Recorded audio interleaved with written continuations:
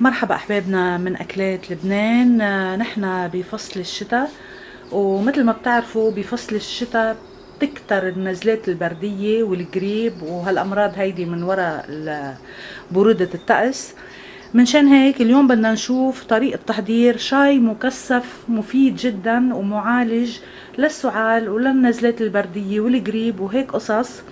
خلينا نشوف كيف بدنا نحضر الشاي، علاج طبيعي بالبيت بدل ما ناخد الأدوية اللي كلياتها مواد كيميائية وتركيبات كيميائية وشغلات وقصص، يعني بتنفعنا لشي وبتضربنا من ميلة تانية. فخلينا نرجع للطبيعة. شاي مكثف بدون شاي لذيذ جدا وفعال جدا ومعالج للنزلات البردية. عندي 3 حبات ليمون وليمونتين حامض وقطعة زنجبيل وحبة جريب فروت. بدي اغسلهم وبرجع لكم بعد شوي احبابي، تابعوني. اكيد احبابنا بدي نظفهم كتير منيح بهالطريقة، افركهم بايدي كلهم.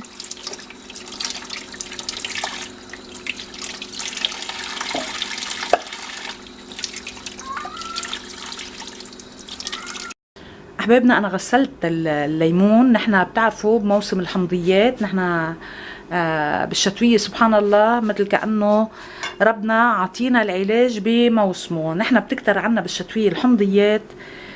جهزت بريق من بعد ما غسلت الليمونات اللي عندي كتير منيح. اللي بدي اعمله بقشرهم هني وبقشرهم، انا مشان هيك غسلتهم. بدي اقطعهم مثل ما بدنا، نحن بنقطعهم مكعبات، بنقطعهم شرحات مثل ما بدنا، بنقطع وبنحط بالبريق اللي عنا بهالطريقة هيدي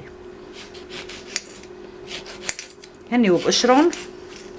هيدا الشراب كتير مفيد وبنفس الوقت كتير لذيذ، بنصحكم تجربوه. انا بستعمله لعيلتي بالشتوية في حال الجريب والمرض والنزلات البردية والسعلة.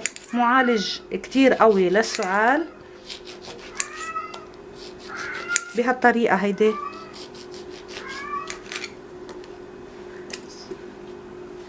الجريب فروت كمان مثلها.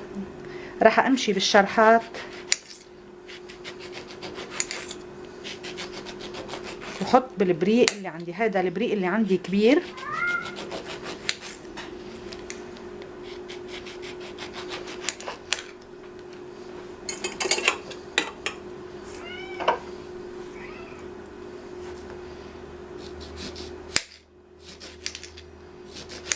اما الزنجبيل فبدي قشرها وابرشها لحتى لي اخد منها اكبر كمية عصارة وفايدة، او بقشرها وبعملها شرحات، بس البرش بيعطيني نتيجة افضل.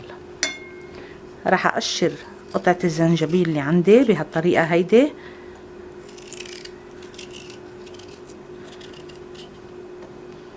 مثل ما قلت لكم هلا بس تجربوه ان شاء الله بدها تطلع ريحة كتير حلوة، ريحة الليمون بالبيت وريحة الزنجبيل وريحة الحامض، كلها روائح كتير حلوة ومعطرة.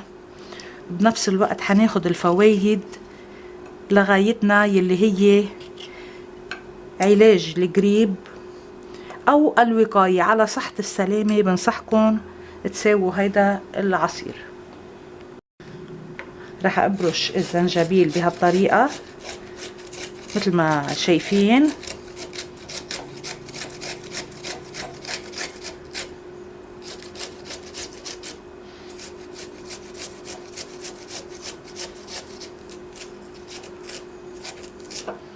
بدنا ننتبه كتير منيح على ايدنا مشان ما نجرح ايدنا احبابنا بتأني بس تصير الحبة على اخرها.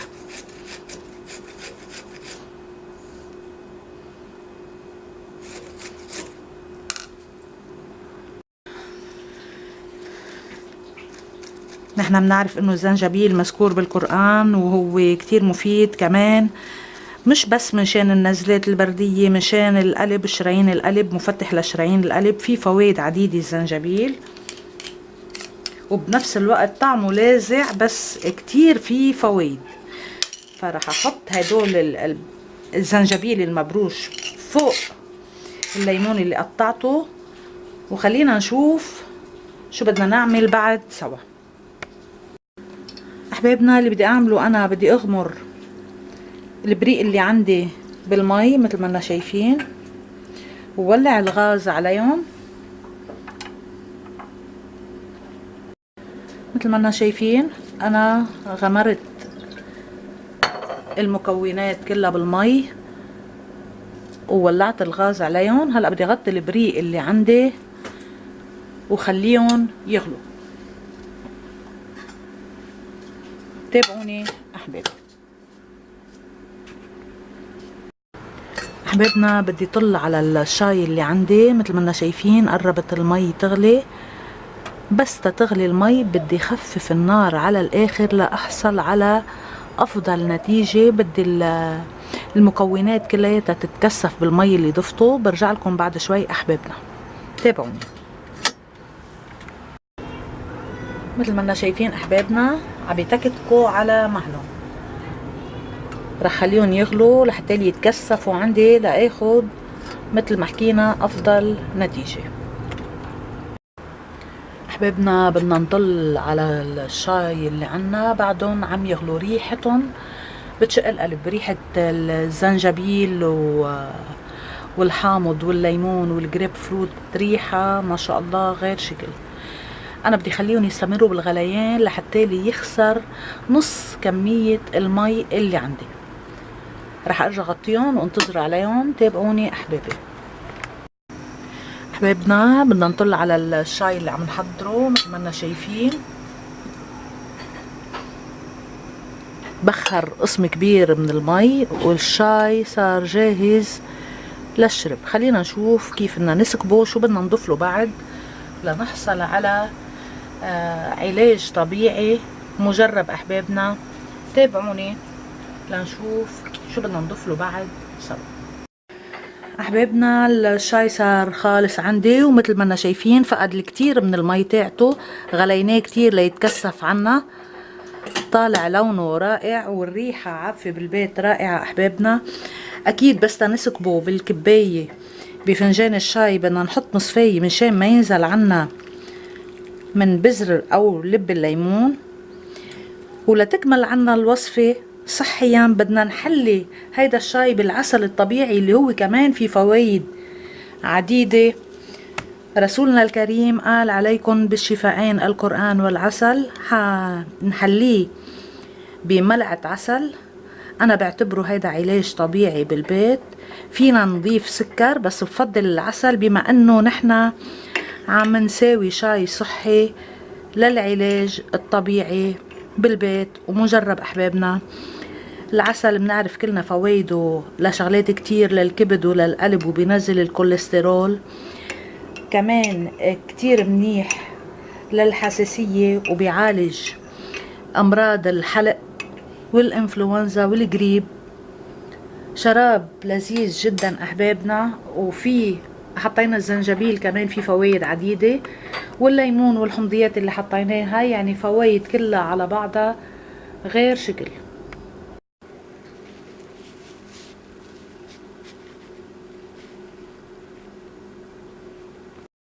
احبابنا هيدا الشاي بدون شاي المكثف اللي عملناه سهل التحضير ومن المتوافر بالبيت. شراب مفيد جدا جدا ولذيذ جدا وكله طبيعي. اعتمدوه لحتى تعالجوا نفسكم واولادكم وعائلتكم من الجريب والنزلات البردية والامراض الصدرية. مفيد جدا للمحتوى اللي حطيناه فيه من زنجبيل لليمون لعسل. جربوا هالشراب احبابنا، كتير مفيد ومجرب. واذا حبيتوا الطريقة ما تنسوني باللايك والشير والسبسكرايب. والف صحة من اكلات لبنان.